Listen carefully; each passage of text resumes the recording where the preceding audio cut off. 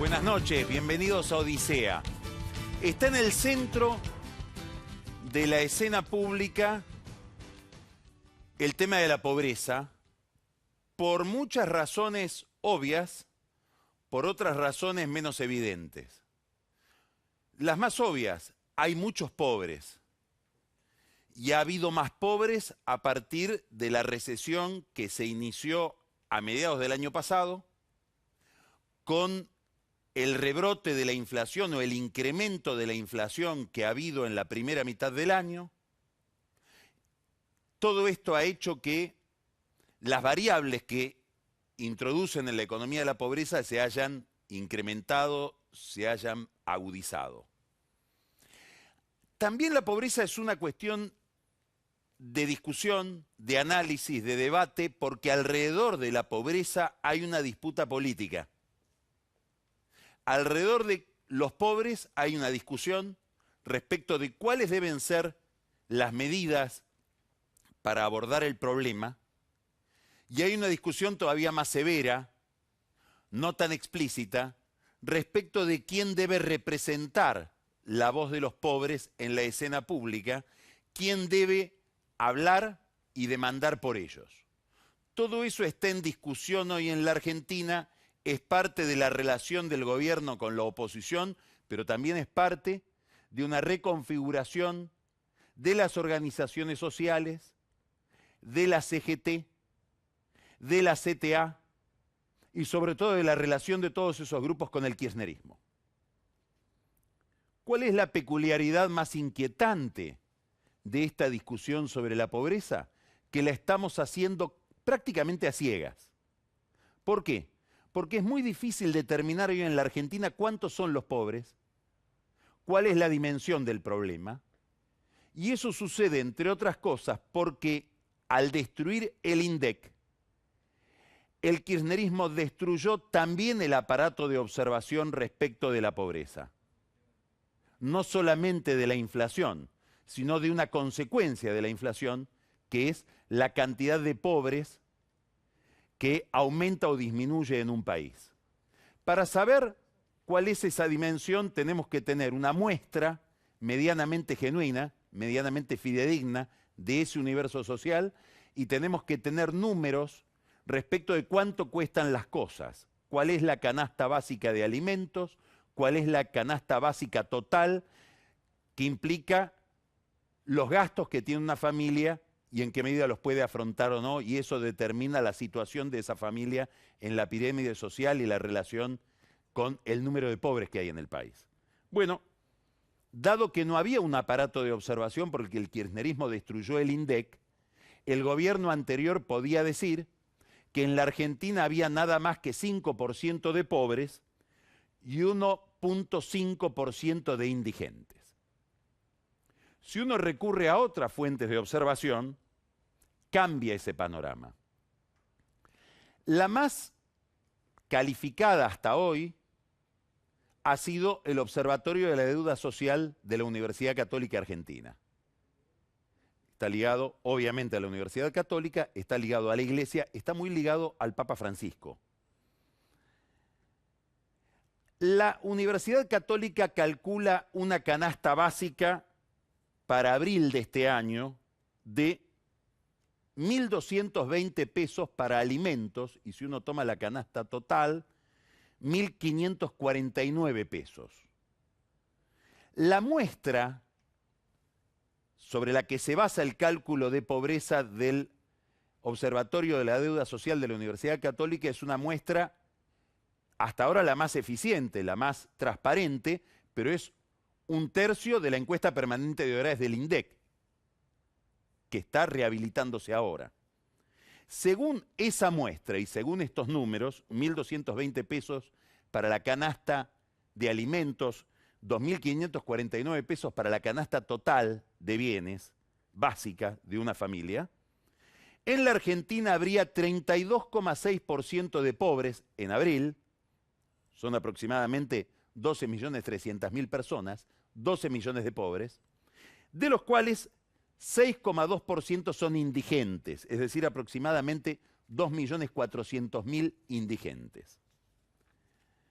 Claro, el INDEC ahora que ha rehabilitado su cálculo de precios, permite medir la inflación y permite calcular la canasta básica con otros números, más altos que los anteriores, que los del Instituto de la Deuda Social, con lo cual cuando tengamos la encuesta permanente de hogares con estos nuevos números, muy probablemente los números de pobreza sean más altos. Hay una peculiaridad adicional, que es la distribución geográfica de este fenómeno. El 40% de los pobres está en el conurbano bonaerense, es decir, en el 0,25% del territorio nacional. Ahí radican 5 millones de pobres. La del conurbano pobre, el más pobre, lo que se llama el tercer cordón, es una economía colapsada. Ejemplo, en José Cepaz hay una sola industria, es una fábrica de cerámicos. Y la curiosidad es que cuando la municipalidad de José Cepaz debe contratar cerámicos, debe comprar cerámicos para hacer obra pública, compra cerámicos en China, porque esos son muy caros. No hay números entonces, o no hay números del todo fidedignos, tenemos una visión tentativa de la pobreza y tenemos que basarnos en relatos. Los relatos también están contaminados, porque como vamos a ver dentro de un minuto, la representación de la pobreza está superpuesta con la lucha partidaria. Ahora, si uno toma el relato de algunos sacerdotes, a mí me tocó hablar esta mañana con uno de ellos, que frecuenta villas de emergencia del conurbano bonaerense y también la Villa 31, la visión que tienen es que hay una caída muy importante del consumo, pero no es la caída del consumo que hubo en el año 2001. Me decía, mira, en el año 2001 hay gente que me vino a decir, nos comimos un caballo, porque ya no tenemos cómo comprar la comida. Hoy uno va a la villa y va al puesto de verduras o va al puesto de carnes y hay una cola de gente todavía comprando. Eso no quiere decir que no haya caído muchísimo el ingreso por dos factores, porque ha habido un rebrote de la inflación y porque ha habido además una caída importante en la obra pública. Y gran parte de la gente que vive en las zonas más desprotegidas del conurbano y de las grandes ciudades está radicada su actividad en la obra pública, ya sea formal o sobre todo informal. Ahora, la demanda frente a este problema es parte de una disputa política, es parte de un cambio de alineamientos. El gobierno, como estamos viendo desde que llegó el gobierno, lo hemos visto en el caso de la Corte, de la composición de la Corte, lo hemos visto olímpicamente en el caso de las tarifas, está aprendiendo a gobernar. De a poco, cuando uno habla con los funcionarios, le va cayendo la ficha de que son gobierno y de la centralidad que tienen por ser gobierno, e inclusive están midiendo el alcance de brazos, es decir, cuánta fuerza tienen, cuánto poder tienen en el hecho de ser gobierno y manejar el Estado. A la oposición le sucede algo parecido, por una razón muy elemental. Toda la dirigencia argentina, gobierno y oposición, pero sobre todo la oposición, también el empresariado, también los sindicalistas, también los movimientos sociales, organizó su estrategia, su agenda para el año 2016 pensando en un gobierno de Scioli y no en el gobierno de Macri. Con lo cual todos están, como dice el GPS, recalculando. Parte de ese recálculo está radicado o está dado o transcurre en los movimientos sociales y en el sindicalismo. Esto tiene una importancia política de primera magnitud. ¿Por qué? Porque una de las características de los últimos años en la Argentina, pero sobre todo del kirchnerismo, es que la política social, y esto es muy importante para entender la vida pública hoy en el país, fue tercerizada en organizaciones, podríamos decir, privadas, que son los movimientos sociales. El kirchnerismo decidió trasladar o delegar en los movimientos sociales buena parte de la asistencia a los pobres. No solamente en las intendencias, no solamente en las gobernaciones, no solamente en el Estado, sino que le transfirió a movimientos como el movimiento Evita o como por ejemplo la Tupac Amaru, parte de la acción social. Esa acción social tercerizada pertenece políticamente al PJ, quiere decir que hoy parte de la política social del país está en manos de un partido. Esto se notaba menos cuando ese partido estaba superpuesto con el ejercicio de la administración del país. Ahora que eso se desdobló, deberíamos decir que se da la paradoja de que buena parte de la representación y de la gestión de la política social está en manos de la oposición. Y esto genera una tensión enorme. La primera tensión, ¿dónde se registra? En los mismos movimientos sociales, en el seno de esas organizaciones. ¿Por qué motivo? Porque para reclamarle al gobierno los recursos para seguir asistiendo a los pobres que venían asistiendo durante el kirchnerismo deben dramatizar la situación social que están viendo.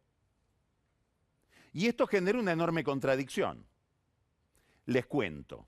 Este sábado a mí me tocó hablar con uno de los líderes más importantes de estos movimientos sociales que estuvieron ligados al kirchnerismo. Me contaba lo que sucede en el conurbano en la zona donde ellos actúan, inclusive en algunas operaciones concretas que hacen, como por ejemplo, terminar programas de viviendas que el gobierno anterior, al que ellos pertenecían, habían dejado inconclusos. En el relato empiezan a aparecer cosas espantosas. Por ejemplo, estos mismos movimientos sociales, hasta ayer kirchneristas, advierten que los planes de vivienda que realizaron en muchas zonas del conurbano Julio De Vido y José López, están tan mal hechos que, por ejemplo, no tienen cloacas. Los desperdicios van al aire libre, circulando por el barrio y desagotando en canales de agua. Contado esto por dirigentes de movimientos sociales hasta ahora kirchneristas. Las casas tampoco tienen red de gas. Tienen sí afuera casillas donde está previsto poner tubos de gas para alimentar las necesidades de la casa. Pero claro, a esos barrios el que vende el tubo de gas no entra. Y la gente no va a buscar el tubo de gas para traerlo al hombro. Con lo cual conectan provisoriamente, improvisan conexiones de las garrafas con las estufas o de las garrafas con las cocinas sobre todo. Esto determina que en los últimos tiempos y en los últimos meses, en muchos barrios, concretamente en Florencio Varela pasó hace un mes y medio, chicos que mueren por garrafas que explotan porque las conexiones de gas son precarias y porque las conexiones de gas que previeron los planes de vivienda del kirchnerismo eran irreales, porque preveían la instalación de tubos que nunca van a estar instalados. Entonces uno le dice, ¿y esto ustedes no lo veían mientras sucedían los hechos? Vos sabés que no, porque si lo hubiéramos visto, tendríamos que habérselo dicho a Cristina. Pero como no lo vimos, no se lo dijimos. Empezamos a descubrir ahora que la situación es mucho más dramática de la que creíamos. Bueno, si sigo esa línea de razonamiento, debería ese movimiento social admitir que el kirchnerismo no fue la revolución social que dice haber sido, que no produjo los grados de progreso en los sectores más desprotegidos de los que se ufana, y que dejaron una crisis social bastante discordante con la imagen que ese movimiento, que ese gobierno ha tenido de sí mismo y que sobre todo quiso proyectar respecto de sí mismo. Salvo que creamos que en los últimos 6 meses el desastre lo produjo Macri, ni con la peor política social y económica podría pintar el panorama dantesco que uno escucha de algunos dirigentes sociales, que sin ese panorama dantesco no podrían ir a recurrir al gobierno a pedirle los recursos para seguir alimentando las redes clientelares que el kirchnerismo constituyó alrededor de estos movimientos sociales. Esto se suma a un fenómeno adicional, todavía más perverso, que es la corrupción lisa y llana. ¿Por qué? Tuvimos el primer adelanto con Joclender y Eve Bonafini. Sueños Compartidos era un plan de viviendas organizado por el gobierno, tercerizado a las Madres de Plaza de Mayo, que terminó sirviendo para que Joclender le robe la plata a los pobres. Esto, corregido y aumentado, son los 10 millones de José López, tirados o revoleados tras el muro de un convento. En esos 10 millones de dólares adentro iban viviendas que no se hicieron o que se hicieron con estas conexiones de gas que terminan matando a los pobres. Ahora, frente a este panorama, el gobierno está en una encrucijada que no sabemos cómo la va a resolver. ¿Va a seguir tercerizando la política social?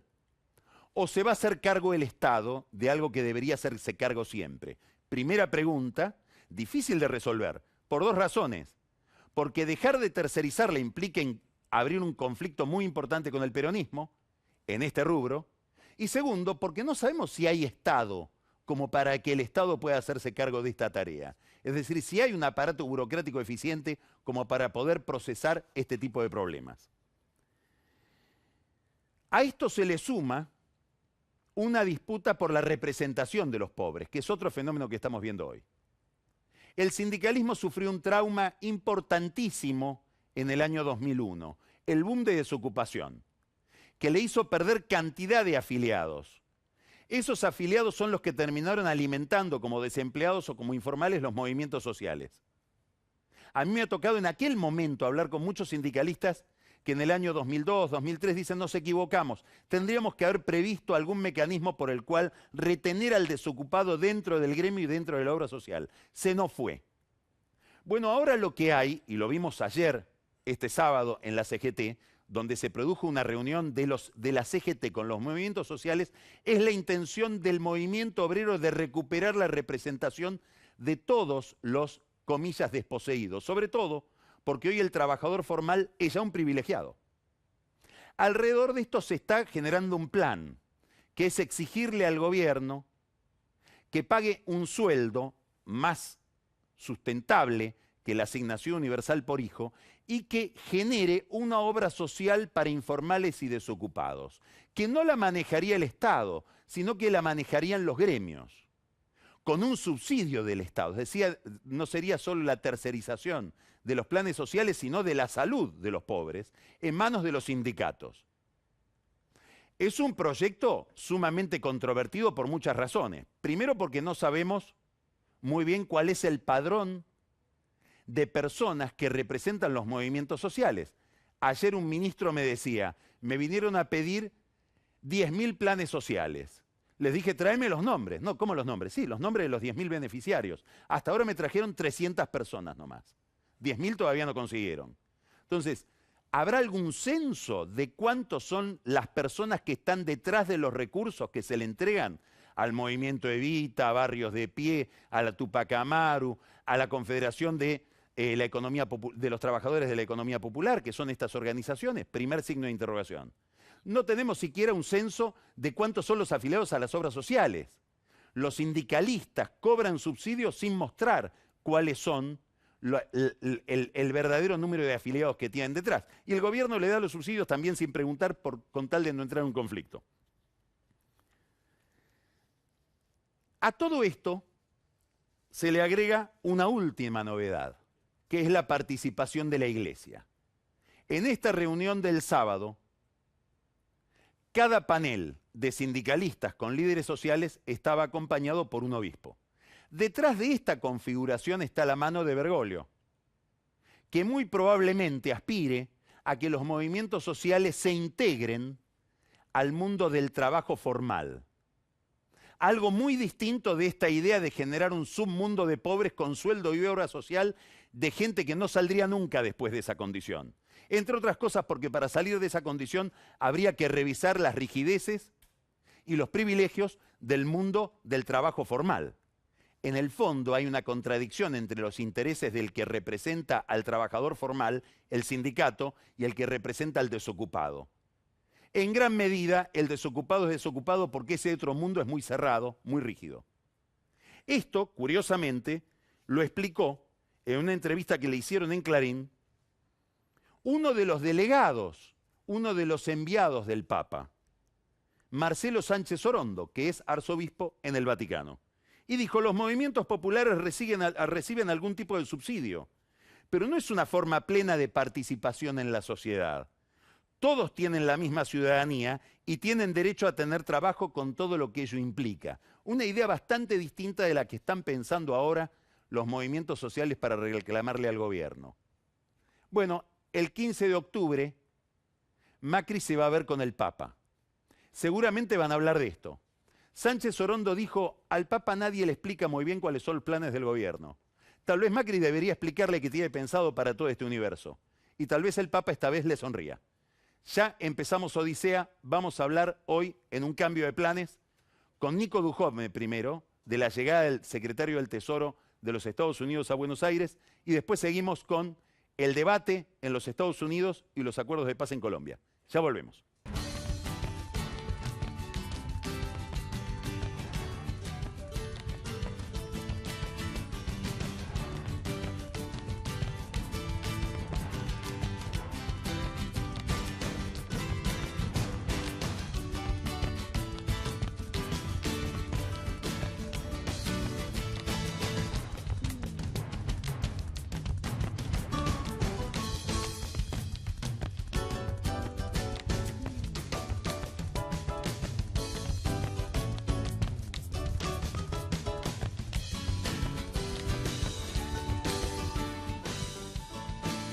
Nico.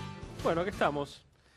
Llegó Jack Lew con una comitiva, con Daniel Glazer también, el zar del antilavado en Estados Unidos.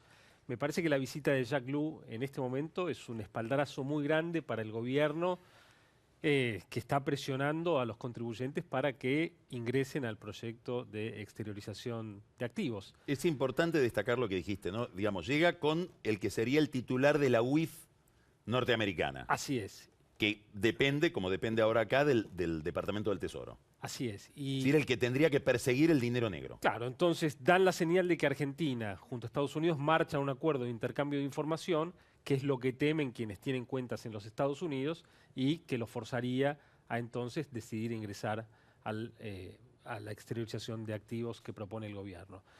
Entonces es una visita importante, muy relevante para el éxito del blanqueo. Se trataron además cuestiones vinculadas al lavado y cómo la Argentina responde a ello. La UIF va a instalar una oficina permanente en Posadas para luchar contra el lavado de dinero en la triple frontera. Así que bueno, muchos movimientos en ese sentido. El viernes el Gafi le aprobó claro, el blanqueo al gobierno. Al gobierno. Ahora, esto es visto desde el lado de la Argentina. ¿Por qué para Lew, para los Estados Unidos, por qué es importante hoy el tema del dinero negro en el mundo que provoca, por ejemplo, que a partir de enero 48 países de la OCDE se comprometen a liberar información, etcétera, a romper el secreto bancario? ¿Qué es lo que está cambiando en el mundo de las finanzas en relación con el dinero negro? Yo diría que forma parte de la nueva agenda financiera internacional, donde un banco no solo tiene que ser solvente en términos de capital y de liquidez, sino que tiene que cumplir con estándares regulatorios en términos de lavado de dinero, que si no los cumpliera, pudiera estar engendrando una crisis financiera eventualmente. Y entonces yo creo que está apuntado también desde el punto de vista de la estabilidad financiera. O sea, no es solo una consecuencia de las Torres Gemelas y todo lo que le siguió en materia de terrorismo, sino también, por lo que vos estás diciendo, supongo, de la crisis del 2008. Yo te juntaría las dos cosas. Hay una cuestión política, de seguridad interna muy importante, pero también de seguridad financiera. Un banco al que se lo encuentre vinculado a una operación masiva de lavado de dinero, eventualmente puede volverse insolvente y disparar una crisis financiera. ¿Qué Argentina encuentra Lew en términos de la evolución de la economía? Bueno, encuentra una economía que está en el punto de quiebre probablemente en términos de la recesión, donde incipientemente, como mencionábamos aquí hace 2 semanas, empiezan a verse algunos indicadores positivos respecto a los meses anteriores, cuando hace 2 meses no veíamos ninguno. Entonces se empieza a recuperar la obra pública. Fue publicado el resultado fiscal del mes de agosto del Gobierno Nacional el día viernes, y ahí ya se ve que el salto en obra pública se produce, el gasto crece 74% interanual, cuando en los meses anteriores venía creciendo al 3% interanual, y ese gasto además era para pagar obra vieja. Entonces todo esto, el gasto del mes de agosto, que fueron 14.000 millones de pesos, ya prácticamente 1.000 millones de dólares, que es a donde quiere confluir el gobierno, además es un gasto vinculado a demanda de cemento, de hierro, de mano de obra. Vos fijate que en agosto, por primera vez en el año, los despachos de cemento crecieron en términos interanuales, no solo contra el mes anterior, sino interanuales. El hierro que venía, la producción de hierro que venía cayendo 15% interanual, cayó cero, es decir, ya se estabilizó con respecto a los niveles del año anterior, y la UOCRA anunció que en la construcción se crearon 5.000 puestos de trabajo en el mes de agosto por primera vez en el año, ¿no? Ahora, Entonces, para una economía, ¿ese sector qué significa en términos de la economía en general? Que haya una redefinición en ese sector, en la construcción. bueno, te diría que es un sector muy importante porque está en el medio de mucha producción de insumos que se fabrican localmente. Es decir, cuando se reactiva la construcción, se reactivan algunos sectores de la industria cuya producción no es tan exportable, tan fácilmente exportable. Y además me parece que en este momento es muy importante porque más del 50% de la destrucción del empleo que tuvo la Argentina en los últimos meses ocurrió en la construcción. Entonces, si se recupera el empleo en la construcción, estamos desandando el camino de destrucción de empleo que tuvimos en los últimos meses. Ahora, yo te diría que todo esto hay que ponerlo en el marco de una economía que sigue, no solo en términos de actividad, dando señales de normalización. Hoy el Banco Central presentó su esquema de metas de inflación para el año próximo. El número ya lo sabíamos, entre 12 y 17%. Dio a conocer también todo el esquema operativo bajo el cual va a funcionar el Banco Central. Pero yo creo que empieza a quedar atrás también un poco la cuestión de la inflación con la urgencia que tuvo en los meses anteriores. Es decir, la Argentina ya abandona las tasas de inflación del 40-50% que tuvo cuando liberó el mercado cambiario. El año que viene tendremos una inflación como la que dice el Banco Central, 3 puntos más o 2 puntos menos. O sea, si no es 17 será 21. 2 puntos menos te creo menos. No. Bueno, pero bueno, será 3 puntos más o no. Y empiezan entonces a aparecer otras agendas muy relevantes por el mediano plazo que están mirando también todo el mundo inversor que anduvo dando vueltas por la Argentina. Es decir, cómo va a ser la Argentina para bajar los costos del transporte, que hoy triplican los que teníamos en dólares en el año 2001, el rol del gremio de los camioneros, Moyano, que captura 15 ramas de actividad y entonces es una persona muy difícil para negociar, porque si me para el transporte de caudales, el transporte de local internacional, es muy difícil, y donde en la Argentina el 84% del transporte de cargas se hace a través de camiones, a diferencia de otros países. Y la otra cuestión es la cuestión del proteccionismo. Hoy la Argentina tiene que rever su estructura de protección arancelaria. Ya nos sacamos de encima el monstruo de Moreno, que prohibía importar, pero tenemos una estructura arancelaria que la fijamos con Brasil hace 25 años y que quedó muy anticuada, porque estaba pensada para una Argentina que quería sustituir importaciones y producir hierro y acero, y ahora tenemos aranceles tan altos para proteger a los insumos que no podemos producir bienes finales. Esta historia de que tenemos que pasar del campo a la góndola, llevarlo a la industria, y si la Argentina tiene acero, aluminio, químicos, material plástico tan caro porque los aranceles son tan altos, solo podemos exportarle a países que tengan una estructura arancelaria como la Argentina, es decir, que tienen insumos delirantemente caros. Entonces, bueno, esa es parte de la agenda que tiene que resolverse en una agenda de muy largo plazo con acuerdos de libre comercio que la Argentina eventualmente va a ir suscribiendo en los próximos años. Y la otra parte que también llama mucho la atención a los inversores del exterior y que es parte de la agenda que Argentina tiene que resolver, que es de los impuestos provinciales, que se acumulan en cascada porque no son deducibles uno de los otros. Entonces, los ingresos brutos de las provincias son como el impuesto a las ventas en Estados Unidos, con la diferencia que Estados Unidos después no tiene un IVA del 21%. Entonces, acá cuanto más da vuelta un producto por la cadena, más impuestos se acumula, no se deducen de las exportaciones, y así la Argentina, digamos, no va a poder avanzar, va a tener que pedir siempre tipo de cambio alto, ¿no?, para tapar todas las ineficiencias, y la realidad es que así no vamos a ir a ningún lado. Es la agenda que se viene, me parece. Entonces, cuando baja la inflación, cuando la economía empieza a recuperarse, el foco se va a poner dentro de esta agenda de largo plazo, que me parece que van a ser los temas que va a tener que encarar el gobierno a lo largo de los próximos años. Excelente. Vamos ahora a un corte. Después del corte va a estar con nosotros un gran analista internacional, que es Juan Gabriel Tocatlián, analizando el debate que está terminando en este momento entre Hillary Clinton y Donald Trump y el acuerdo de paz en Colombia que se anunció hoy y que es una de las grandes noticias de época para la región. En un minuto, Tocatlián analizando los dos grandes temas de política internacional que hay hoy en la agenda.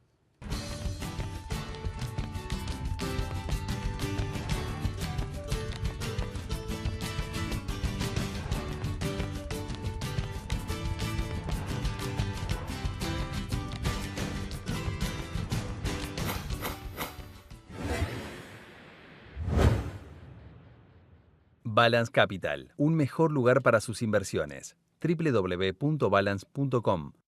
Hace 65 años que nuestra historia se alimenta de otras historias que nos ayudaron a crecer. Arcor, alimentando momentos mágicos.